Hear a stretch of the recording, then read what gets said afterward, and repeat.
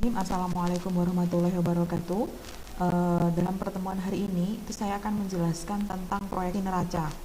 Jadi sebenarnya neraca ini teman-teman semua itu sudah memperoleh di mata kuliah apapun ya, baik itu di pengantar akuntansi 1-2, kemudian ada manajemen keuangan. Nah, itu sudah menyinggung tentang neraca. Nah, di penganggaran ini kita juga membahas tentang proyeksi dari neraca itu sendiri. Nah, mungkin lebih lanjut kita akan bahas tentang proyeksi neraca, jadi lebih ke arah isi neraca itu sebenarnya apa saja, seperti itu. Kemudian proyeksi neraca itu pengertiannya adalah prediksi jumlah dan rincian kekayaan yang akan dimiliki perusahaan beserta seluruh kewajibannya, baik kepada kreditur maupun kepada pemegang saham pada suatu periode tertentu di masa yang akan datang. Kemudian secara umum neraca itu terdiri dari dua bagian besar, yaitu pada sisi aktiva dan pada sisi pasiva. Kalau misalkan pada sisi aktiva itu berisi daftar kekayaan perusahaan beserta rincian jenis dan jumlah. Itu kalau dari sisi aktiva, biasanya teman-teman menyebutnya sisi aset ya. Sedangkan sisi pasiva itu isinya adalah kewajiban perusahaan kepada pihak kreditor dan kepada pemegang saham atau pemilik perusahaan. Nah, biasanya sisi pasiva ini isinya adalah ekuitas dan kewajiban. Seperti itu. Kemudian elemen neraca ada kelompok aktiva. Aktiva itu dibedakan menjadi dua, ada aktiva lancar sama ada aktiva tetap. Kalau aktiva lancar itu adalah semua harta perusahaan yang diharapkan dapat berubah menjadi uang dalam tempo 1 tahun.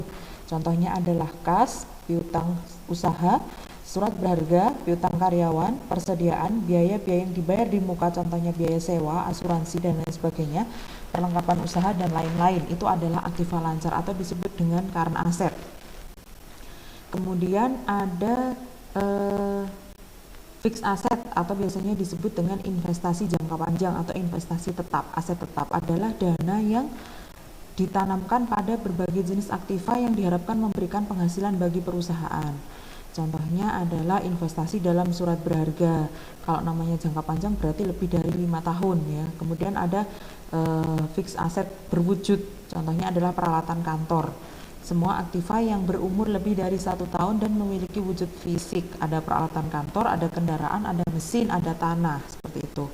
Kemudian ada aktiva tetap tidak berwujud, adalah semua aktivitas yang tidak memiliki wujud fisik tetapi memiliki manfaat nyata bagi perusahaan. Contohnya adalah goodwill, hak paten, merek dagang, hak cipta, dan lain-lain. Kemudian ada aktiva lain-lain, biasanya titipan kepada penjual, bangunan dalam pengerjaan, nah itu masih termasuk aktiva lain-lain. Kemudian kalau sisi pasiva sebelah kanan itu ada utang. Utang terdiri dari utang lancar sama utang jangka panjang ya. Jadi bukan utang lancar sama utang tidak lancar, bukan. Tapi utang lancar sama utang jangka panjang. Utang lancar adalah kewajiban perusahaan yang akan jatuh tempo dalam waktu 1 tahun. Contohnya adalah utang usaha, utang wesel, utang pajak. Kemudian ada pendapatan diterima di muka. Pendapatan diterima di muka. Kemudian ada utang jangka panjang yaitu utang bank, kemudian ada obligasi dan lain-lain. Nah, itu. Kemudian kalau kita bicara tentang ekuitas, ekuitas ini biasanya adalah modal, bisa modal saham, bisa modal sendiri atau laba ditahan. Kemudian kira-kira faktor apa saja yang berpengaruh? Jadi setiap elemen neraca baik di sisi aktiva maupun pasiva itu dipengaruhi secara langsung oleh anggaran parsial yang lain atau oleh kondisi yang lain. Karena itu perlu diketahui dengan baik faktor-faktor yang mempengaruhi elemen-elemen itu di dalam neraca. Ingat tentang anggaran parsial ya. Kas misalnya, faktor yang berpengaruh tentang kas. Saldo awal kas pada suatu periode ditambah dengan penerimaan kas dan dikurangi dengan pengeluaran kas pada suatu periode. Sumbernya dari anggaran kas. Maka ketika teman-teman membuat anggaran kas itu nilainya harus benar karena nanti akan masuk ke dalam neraca. Itu ya.